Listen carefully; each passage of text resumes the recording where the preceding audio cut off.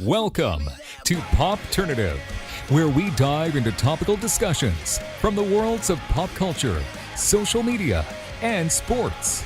Here is your host, Peter Remoliotis, aka PD Beats. PD Beats here from Popternative, speaking to Malia Baker about the Babysitters Club Season 2 just dropped on Netflix. Welcome to the show. Thank you so much for being here. Thank you for having me, Peter. Can't wait. It's an exciting time. I mean, 2 seasons now of the Babysitters Club, so you kind of have a grasp and a feel of your character. What's it like diving into your character for Season 2 after doing 1 season of the show? Yeah, there was a long time period before shooting the second season as well. There was 2 years where I hadn't seen the rest of the cast. So in some way, I felt nostalgic for Marianne. I missed her a lot. And so diving back into her was just a sense of a big hug for sure. Has it hit you that the final season is out now? Because it's a weird feeling, right? Sometimes you're not sure of when it's going to come out, but it's out. People get to see Season 2. What's going through your head lately? For sure. Well, Peter, I got to tell you, we started the whole process of Season 2 January of 2021. So it feels like it was forever ago. But now having the last season out, it feels so surreal. It does not feel real whatsoever. It has not hit me in any aspect, for sure. It's really interesting. One of the things that I think is really hitting stride with the show that people really enjoy is it's kind of a tale of two shows, because for one, it's about, a group of friends in a club of babysitters. But then in the other spectrum of things, it's about life. It's about growing up. It's about coming of age. It's like 2 different things. Have you thought about that at all? It's pretty interesting that it's about friends, but it's about way more than just a group of friends if you think about it. 100%. Yeah, I have. I mean, reading the episodes and reading the script, that kind of comes into fruition while you see it on screen nowadays. It's not just about the club as young entrepreneurship girls doing what they're doing and starting this business by themselves. It's about going through these arcs and these challenges and these struggles as individuals, but then coming together as a group at the end of the day and figuring it out with one another. And I think that's so important and almost empowering for a lot of young people watching the show nowadays, having that sense of community for sure. Absolutely. What was the familiarity with the book series for you? When you were casted for this, before you were casted, have you heard of the books? I mean, they were up quite some time ago, but did you hear about them? What was your familiarity with them? I had known the Babysitter's Club books. My mom had grown up saying that she was a Dawn, and so I was so confused by what she was doing. So I did my research, found the Babysitter's Club books, and fell in love with Marianne in particular. So now playing her feels like such a weird dream. I feel like it's a really interesting situation too, and I was talking to your co-star Shay about this as well. I mean, anytime you're adapting something to screen that's like very popular, like the Babysitter Club books, who many read them and enjoyed them, there's going to be this pressure, but I feel like the excitement of being able to kind of be part of this amazing kind of franchise and adaptation, I feel like that kind of trumps the nerves, right? Like there's like excitement about kind of being able to adapt them into a TV show. 100%. I mean, there's always going to be 2 sides to it of this is so scary. We have expectations and standards now to live up to. These characters are so iconic. So is these storylines. Most people know them. So it's going to be hard to just try to adapt that into the 21st century and trying to make it relatable to all audiences. But then there's that other side of we already have a fan base. We have these people that are so excited about this. And like I said, the characters are iconic. So being able to step into that character and be them it's surreal. And Marianne, I mean, a very popular character on social media too. People really like your character. You've gotten to play her for 2 seasons now. There's obviously a lot to like about the character, but I'm curious, is there something that stands out in terms of how, like, one of the reasons why you really enjoy playing this character? Yeah, for sure. I mean, I feel like a reason particularly for me is that Marianne is now this biracial girl and how we've adapted it to the 21st century. It's more relatable for a lot of BIPOC girls watching it nowadays, and having her be a shy girl just growing up with her friends instead of having a sob story behind it was really intriguing and interesting for me, having that same experience as Marianne is having. And I think that's just the most important thing that has kind of drawn me to this character and drawn me to the love of who she is in the storyline. It's interesting you say that, because that's also, I feel like, what's really important about this show too. It's addressing a lot of important issues, a lot of societal issues as well. Like you just mentioned, Shay's character with the diabetes, like it's tackling a lot of these issues. Is that something you noticed when you signed on to the project as well, that it was going to have that impact of raising awareness for a lot of things? Yeah, when I first read the first script of the project and signed on my name to the contract of Netflix, I did not realize anything that was happening, you know? At first, I just thought, oh, it's going to be this kind of just family show of young girls growing up in this 21st century type of thing, but it's also the nostalgia of everything. So the parents that have watched or read the books are able to hand them down. That was kind of mindset going into it. But now seeing everything that's happened and reading the scripts later on, especially Marianne's episode in the first season, it was just so impactful, and it just made me love the series even more. And going forward through that with the future is something I feel like is so important, and so grateful to be a part of it for sure. Absolutely. You just mentioned, of course, you're part of the Babysitters Club family, so to speak, but you're also part of the Netflix family. So how does that feel to be part of the Netflix family, Malia?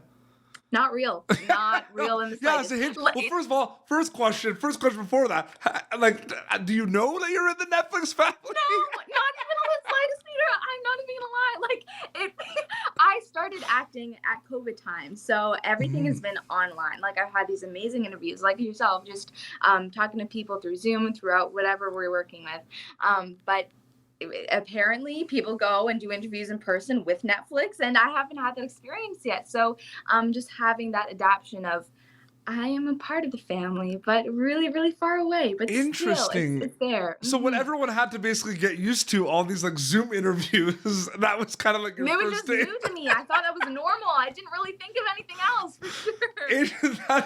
That is very interesting. I did not think about that because a lot of people had to adapt to having to be somewhere, getting ready for glam and like the hair and makeup and being on time somewhere. And now they're just in their living room with the ring light. That's the thing. And thinking about all the kids born in 2020, they're going to think this is normal. And I'm like, no. It's crazy.